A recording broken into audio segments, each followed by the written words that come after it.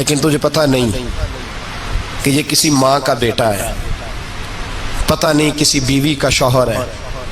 ایک ہمارے دوست ہیں، بزرگ ہیں، ان کا داماد فوت ہو گیا، نشہ کرتا تھا، تو میں تعزیت کرنے ان کے گھر پہنچا تو کھڑے ہو گئے ہاتھ باندھ کے، کہنے لگے حضرت صاحب باقی ساریاں گلاں چھڑ دیو، صرف نشے تے تقریر کریا کرو۔ وہ جب جیتا تھا تو تب بھی اس کے بچے یتیم ہی تھے، یتیم ہی تھے۔ میری بیٹی جب میرے گھر آتی تھی اور میں اپنے پوتوں کے اترے کپڑے اسے پہننے کو دیتا تھا تو میرا کلیجہ پھٹتا تھا، اور میری بیٹی اس کی زندگی میں بھی بیوہ کی زندگی گزار رہی تھی۔ وہ میری بہوؤں کے اترے ہوئے کپڑے پہنتی تھی، کوئی دعا کرو، کوئی جلسے کرو، یہ لت ختم ہو جائے۔ اور کہنے لگا اب میرے وہ چلا تو گیا ہے، دادا دادی اس کے پہلے کوئی نہیں، چچا ہے کوئی نہیں، جب تک تو میں زندہ ہوں ان نواسوں کو کوئی روٹی کا لقمہ، کوئی کپڑا مل جائے گا، لیکن سوچتا ہوں میں بوڑھا ہوں، مر گیا تو ان کو کوئی پوچھے گا بھی نہیں، کون ان کی خبر۔ اتنا ظلم اس قوم سے، اتنی زیادتی، اور آرام سے لکھ کر لوگ گزر گئے کہ یہ 70 لاکھ ہے، ان کا درد تو سمجھو، تکلیف تو سمجھو۔ 7 فٹ کا سونا جوان اور نشے کا عادی ہے تو کسی نالی میں پڑا ہوا ہے۔ اور میں نے کہا اس قوم کے ساتھ اس سے بڑا بھیانک مذاق کیا ہوگا۔ کوئی دانشور تھا بڑا ظالم، اس ظالم سے کوئی مشورہ لینے آیا، اس نے آ کے کہا تو بڑا ظالم ہے، بڑے کڑوے مشورے دیتا ہے، میرا ایک دشمن ہے، میں اس سے بدلہ لینا چاہتا ہوں، میرا دل کرتا ہے اس کا بچہ قتل کر دوں تاکہ وہ تڑپے۔ تو ظالم نے کہا اسے قتل نہ کر، وہ تو اس کا باپ 2-4 مہینے رو کے چپ کر جائے گا، پھر میں سخت سزا دینا چاہتا ہوں، مشورہ دے۔ تو اس نے کہا اس کے بچے کو نشے پہ لگا دے، جس کا بچہ نشہ کرے گا وہ باپ روز مرے گا، روز جیے گا، وہ ماں روز مرے جیے گی، نشے پہ لگا دے۔ اس قوم کے ساتھ سب سے بڑا ظلم یہ ہوا کہ ملت کا جوان نشے پہ لگ گیا، ڈرگز پہ لگ گیا، اتنے تباہ حالات ہوئے کہ جوان چڑھتی جوانیاں، اماں نے کتاب دے کے بھیجا تھا، اور کالج سے واپس آئے تو نشے کے ٹیکے ہاتھوں میں پکڑے ہوئے، ٹیکے۔ اور آپ کے اس ملک کے اسلام آباد میں ایک دن میڈیا نے وہ خبر بھی وائرل کی اور وہ چیز بھی دکھائی لوگوں کو، 3 مہینے کا بچہ لے کے نشئی سڑک پہ آ گیا، اس نے کہا میرا نشہ ختم ہو گیا، میرا بچہ خرید لو، 2 پڑیاں دے دو۔ تو وہاں بیبیاں جو سن رہی تھیں وہ بھی چیخے مار کے رو رہی تھیں۔ یہ ظلم کیا اس قوم کے ساتھ، اور کرپشن کی لعنت نے اجازت دی سپلائی کرنے والوں کو کہ گلی گلی بیچے، گلی گلی۔ انہوں نے کچھ تھوڑا ظلم نہیں کیا ان حکمرانوں نے، اور ہماری اپوزیشن اس کو نہ صرف اتنا پتا ہے کہ یہ جائیں اور ہم آئیں، اس سے زیادہ کوئی غرض نہیں۔ بھائی کرپشن کے خلاف نکلے ہو تم، نشے کے خلاف کس دن نکلو گے؟ جوئے کے خلاف کس دن؟ قوم تو مر رہی ہے نشے سے، اس کے خلاف میدان میں کب آؤ گے؟ صرف اتنا ہے کہ یہ جائیں اور ہماری باری آئے، اس سے زیادہ کچھ نہیں۔ جتنے مجرم وہ ہیں اتنے ہی تم بنتے جا رہے ہو، اس لیے کہ اصل بات پر نہ وہ آتے ہیں اور نہ اصل بات پر یہ آتے۔ بھائیو، میرے نبی پاک صلی اللہ تعالی علیہ وسلم۔ اور ایک اور تماشا ہے، یہ میرے پہ اللہ کا یہ احسان رہا، اس لیے نہیں کہ میں پرہیزگار آدمی ہوں، نیک ہوں، اس لیے نہیں، ویسے ہی اللہ بعض اوقات اسباب بناتا ہے، سبب بناتا ہے۔ مجھے نہ شراب کے رنگ کا پتہ ہے، نہ اس کی خوشبو کا پتہ ہے، نہ میں نے کبھی زندگی میں دیکھی ہے، یہ کرم ہے میرے حضرت صاحب کا، میں نے نہیں دیکھی، مجھے نہیں پتا کیسی ہوتی ہے، کچھ باتیں میں نے سنی ہیں۔ ایک محفل میں بیٹھا تھا مجلس میں، تو ایک شخص نے کہا کھانسی نہیں جاتی بچے کی، دوسرا اس کو مشورہ دے رہا ہے، کھانسی نہیں جاتی، بڑی دوائی دیسی بھی فلاں بھی بڑی کھائی، مشورہ دیا اس کو کہ تو اس طرح کر، اس کو نا شراب کے 2-4 چمچے پلاؤ، کہتے ہیں جی اس کو نا یہ پلاؤ تو صحیح ہو جائے گی۔ تو میں نے پلٹ کے اس کی طرف دیکھا، میں نے کہا کوئی عقل کر، کیا مشورہ کرنا؟ مولانا میرا تجربہ ہے۔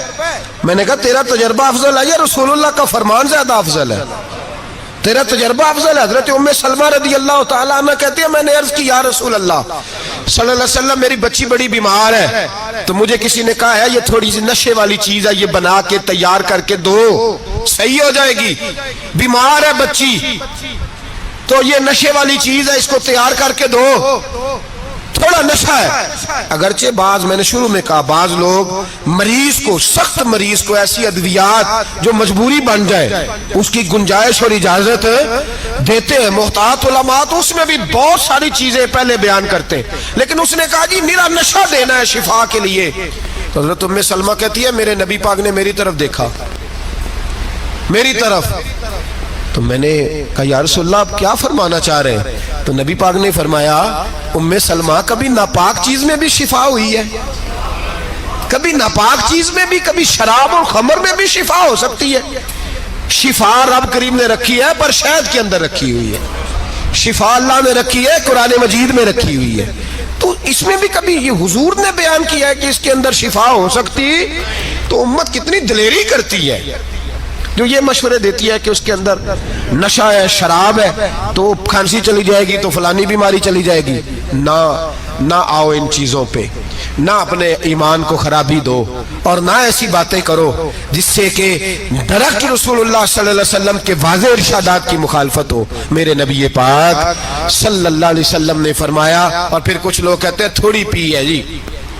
اب تو میں تجزیے میں پڑھ رہا تھا کہ ایسی شراب ایجاد ہو گئی ہے، لوگ شراب پیتے ہیں اور وہ مست بھی رہتے ہیں، کار بھی چلاتے رہتے ہیں، کہتے ہیں جی نہیں ہمارا ذہن معاف نہیں ہوا تو یہ والی صحیح ہے، نشہ نہیں لاتی۔ میرے نبی پاک صلی اللہ علیہ وسلم نے فرمایا جس چیز کی تھوڑی مقدار، زیادہ مقدار حرام ہے اس چیز کی تھوڑی مقدار بھی حرام ہے، جس کی زیادہ مقدار حرام ہے اس کی تھوڑی بھی۔ تو خمر اور شراب اگر فل پینا جائز نہیں تو تھوڑی پینا بھی جائز، یہ حرام ہے اور حرام تھی اور قیامت تک حرام ہی رہے گی۔ میرے نبی پاک صلی اللہ علیہ وسلم نے منع کیا اور حضور نے اظہار ناپسندیدگی فرمایا، فرمایا 40 دن تو عبادت ہی قبول نہیں ہوتی شراب پینے والوں جب تک سچی توبہ نہ کرے۔ ایک دن صحابہ بیٹھے تھے سارے، حضرت ابوبکر صدیق بھی تھے، فاروق اعظم بھی تھے، عثمان غنی بھی تھے، ڈھیر ساری تعداد تھی صحابہ کی، سارے تشریف فرما تھے۔ حضرت عبداللہ ابن عمر رضی اللہ تعالیٰ عنہ حدیث کے راوی ہے اور مستدرک للحاکم کے اندر، ابن حبان کے اندر یہ روایت موجود ہے۔ فرماتے ہیں صحابہ نہ بات کر رہے تھے، اور بات یہ کر رہے تھے کہ یار لوگوں کو گناہوں سے کیسے روکا جائے، لوگوں کو گناہوں سے گفتگو صحابہ یہ کر رہے تھے۔ عبداللہ ابن عمر کہتے ہیں بیٹھے تھے اور یہ گفتگو کر رہے تھے کہ گناہوں سے پلاننگ یہ ہوتی تھی، ان کی جو محفلیں ہوتی تھی نا بیٹھ کے، وہ خوش گپیاں نہیں ہوتی تھی بلکہ وہ تبلیغ کی، جد و جہد کی، لوگوں کو برائی سے منع کرنے کے لیے بیٹھتے تھے، اس پر منصوبہ بندی کرتے تھے، پلان کرتے تھے، آگے ترتیب دیتے تھے۔ گفتگو ہو رہی تھی تو اب آپس میں بات ہونے لگی کہ کون سا گناہ زیادہ برا ہے جس پر سب سے پہلے کام کیا جائے۔ تو دور ایک صحابی بیٹھے تھے، ان کا نام تھا عبداللہ ابن عمر، ایک عبداللہ بن عمر ہے اور ایک عبداللہ ابن عمر ہے۔ حضرت عبداللہ ابن عمر دور بیٹھے تھے، بڑے سمجھدار سیانے باریک بین آدمی تھے۔ تو حضرت عمر فاروق اپنے بیٹے سے کہنے لگے جا عبداللہ ابن عمر سے پوچھ کے آ کہ سب سے سخت گناہ کون سا ہے۔ توجہ ہے میرے بھائیوں، ادھر دیکھیے گا میری جانب، پوچھ کے آ کہ سخت گناہ کون سا ہے۔ عبداللہ بن عمر رضی اللہ تعالیٰ عنہ کی خدمت میں جب عبداللہ ابن عمر گئے تو جا کے کہنے لگے کہ صحابہ پوچھتے ہیں کہ آپ نے زیادہ وقت گزارا ہے نبی رحمت صلی اللہ علیہ وسلم کے پاس، تو بتلائیے برا گناہ کون سا ہے، سب سے سخت گناہ، تاکہ سب سے پہلے اس پر پابندی لگائی جائے، اس پر محنت کی جائے۔ تو حضرت عبداللہ ابن عمر کہنے لگے صحابہ کو جا کے بتا دو کہ سب سے برا گناہ شراب پینا ہے، سب سے برا گناہ، اور یہ ام الخبائث ہے، برائیوں کی جڑ ہے، گناہوں کی ماں ہے، یہ بنیاد ہے، باقی گناہ اسی سے شروع ہوتے ہیں۔ کہتے ہیں میں نے آ کے بتایا تو حضرت ابوبکر صدیق رضی اللہ تعالیٰ عنہ سیدنا فاروق اعظم کہنے لگے خود جاتے ہیں، ان کے پاس خود جاتے ہیں، چونکہ ہم نے بات سننی ہے ہم خود جاتے ہیں اور ان سے جا کر کے سوال کرتے ہیں کہ اگر آپ کو اس تفصیل کا پتہ ہے نا تو اس کے پیچھے بھی کوئی تفصیل ہوگی جو میرے نبی پاک نے بیان کی ہوگی صلی اللہ تعالی علیہ وسلم، اس تفصیل کا بھی آپ کو پتہ ہوگا جو نبی پاک نے بیان کی ہوگی، اس بات کے پیچھے جو بیک گراؤنڈ ہے، جو پس منظر ہے۔ فرماتے ہیں کہ ہم اٹھے، عبداللہ ابن عمر کے پاس گئے، ان سے جا کے پوچھا کہ جناب آپ نے یہ تو فرمایا ہے شراب ام الخبائث ہے، تو اس کے پیچھے پس منظر کیا ہے؟ تو عبداللہ ابن عمر کہنے لگے یہ میں نے اپنے پاس سے نہیں کہا، یہ میں نے نبی پاک سے سنا ہوا ہے حضور سید عالم صلی اللہ علیہ وسلم بیٹھے تھے تو حضور نے فرمایا شراب یہ نشہ یہ برائیوں کی ماں ہے. اور پھر حضور نے ایک مثال بیان فرمائی. نبی رحمت علیہ السلام نے فرمایا بنی اسرائیل کا ایک واقعہ ہے. ایک خوبصورت جوان تھا تو ایک عورت کا دل آ گیا اس پر. یہ یاد رکھ لیں, ہم لڑکوں کو منع کرتے رہتے ہیں لیکن ہمیں گھر کی بچیوں پر بھی توجہ دینی ہوگی, ہمیں ان کے فون پر بھی نگرانی کرنی ہوگی, ہمیں وہاں بھی غور کرنا ہوگا. اس لیے کہ اگر کوئی بچی گنجائش نہ دے تو میرا خیال ہے کہ لڑکا جرت کرنے کی طاقت نہیں رکھتا. تو وہاں بھی ان کی اماں سے کہے کہ پابندی لگائے, بچی کسی کا موبائل لے کر کے کہیں اس کو استعمال تو نہیں کر رہی, اس پودے پر بھی توجہ دے, درخت بننے سے پہلے اس کی بھی نگرانی کریں, یہ بھی بڑا ضروری کام ہے. عورت کا دل آ گیا تو نبی پاک علیہ الصلوۃ والسلام فرماتے اس نے کوئی بہانہ لگایا, کسی کو کہا کہ اس نوجوان کو بلا کے لاؤ, اس کو کہو کہ ہم نے کوئی گواہی لینی ہے تجھ سے. وہ نوجوان آیا, ایک کمرے میں داخل ہوا تو اگلے کمرے میں لے گئے, وہاں داخل ہوا تو اس سے اگلے کمرے میں لے گئی, وہ داخل ہوا تو اسی طرح 7 مکفل کمروں میں لے گئی. میرے کریم رسول میرے محبوب پاک علیہ السلام فرماتے ہیں, صحابہ کو سمجھا رہے ہیں میٹھے لب و لہجے میں, فرماتے ہیں جب سب سے پچھلے کمرے میں لے گئی تو ایک لڑکا بندھا ہوا تھا وہاں رسیوں سے, شراب کا پیالہ پڑا ہوا تھا. اور بی بی کہنے لگی کوئی گواہی شواہی نہیں لینی, تجھے اس لیے بلایا ہے کہ تیرے اوپر دل آ گیا ہے, اب میرے ساتھ منہ کالا کر. تو وہ جوان کہنے لگا نہیں, میں نے اپنے نفس کو پاک رکھا ہوا ہے, میری نظر بھی پاک ہے, دل بھی پاک ہے, اور اس کی برکت یہ ہے کہ رب نے میری روح کو بھی پاک رکھا ہوا ہے, تو میں یہ حرکت نہیں کر سکتا. پاک لوگ پلید کاموں کی جانب توجہ نہیں کرتے, میں یہ حرکت نہیں کر سکتا. اقبال نے اپنے بیٹے کو دعا دی تھی, اس نے کہا تھا حیا باقی نہیں ہے زمانے کی آنکھ میں, خدا کرے کہ رہے تیری جوانی بے داغ, خدا کرے کہ رہے تیری جوانی بے داغ. کہا میرے ساتھ منہ کالا کر, اس نے کہا میں نہیں کرتا. کہنے لگی چل پھر اس کو قتل کر, اس کو میں نے باندھا ہوا. اس نے کہا میں قتل کیوں کروں, میری کیا دشمنی ہے. کہا پھر شراب پیو, کہا میں شراب بھی نہیں پیتا. تو وہ کہنے لگی اب تو میں نے تجھے اپنے چنگل میں پھانس لیا ہے, اب تو یہاں سے بچ کے جا نہیں سکتا, اور اگر تو باہر جائے گا تو میں شور کروں گی, لوگ جمع کروں گی, اس نے میری عزت آبرو پہ ہاتھ ڈالا ہے, تو بچ تو نہیں سکتا, ایک کام تو کرنا پڑے گا. محبوب فرماتے اس نوجوان نے سوچا کہ زنا بھی بہت بڑا جرم ہے, قتل بھی بہت بڑا گناہ ہے, چلو اب مجبوری ہے تو شراب پی لیتا ہوں. لیکن وہ سمجھا نہ کہ شراب تو بنیاد ہے. اس نے ایک پیالہ جو پیا, کہنے لگا ایک اور دے دو.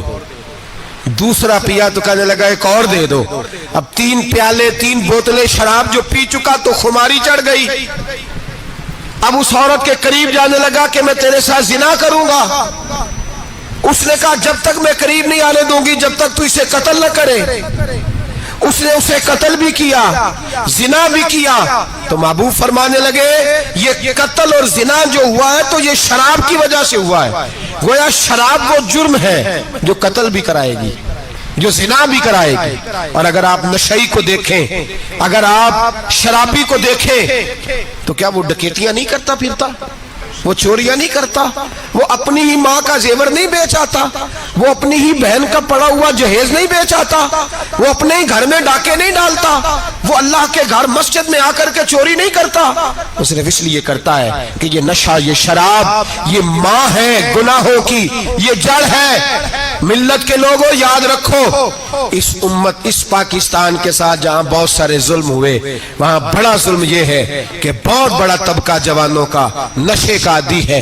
وہ نشہ انہیں عشق مجازی اور عورتوں کے عشق کی جانب لا رہا ہے. وہ نشہ چوریاں کرا رہا ہے, قتل کرا رہا ہے, ڈکیتیاں کرا رہا ہے. بہت بڑے ظالموں نے بہت بڑے ہاؤس بنائے ہوئے ہیں جن کے اندر شراب فراہم کی جاتی ہے, نشہ دیا جاتا ہے. میں نے تو ایسے ایسے لفظ سنے کہ الیکشن کے دنوں میں ووٹ لینے کی خاطر سیاستدان انہیں نشہ فراہم کرتے ہیں, انہیں باندھ کے رکھتے ہیں, روز تمہیں پڑیا ملے گی, ووٹ ہمیں ڈالنا. اتنا ظلم, اتنی زیادتی, اتنا جبر, ایک انسان کے ساتھ کھیلنا, لوٹ آؤ, پکڑو ان کا دامن, اپنے گھروں کو بچاؤ, اپنے دوستوں کو بچاؤ. جاگو جاگو امت کے لوگوں جاگو, میرے نبی پاک صلی اللہ علیہ وسلم کے کلمہ گو لوگوں کو بچاؤ. ان پر اگر سختی کرنی پڑتی ہے تو کرو, پیار کرنا پڑتا ہے تو کرو, محنت کرو, جدوجہد کرو.